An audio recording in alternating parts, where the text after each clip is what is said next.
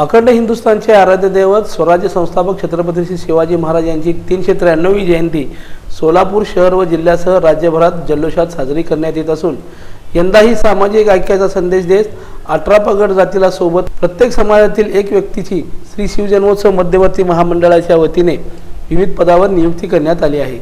आज सगळ्यात वडार समाजाची दखल कोणीही घेतली नव्हती, पण यंदा श्री जन्मोत्सव मध्यवर्ती महामंडळाच्या वतीने वडार समाजाची दखल घेऊन सीए सुशील बंदपट्टे यांची खजिनदारपदी नियुक्त करून बंदपट्टेच्या रूपात वडार समाजाला मानाचे स्थान दिले आहे।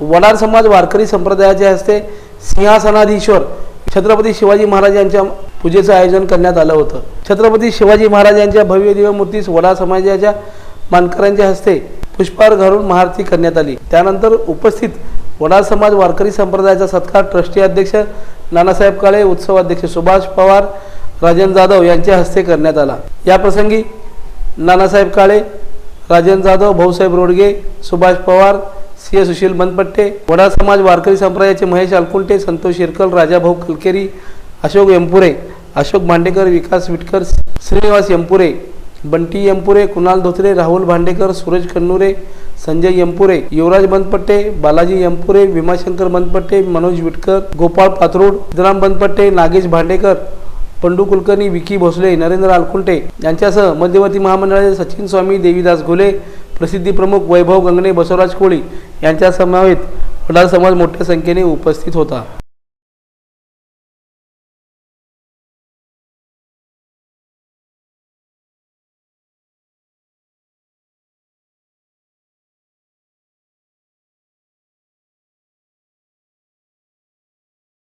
लोकदर्शन मराठी चॅनलला सबस्क्राइब करा, बेल बटनला क्लिक करा व लाईक करायला विसरू नका।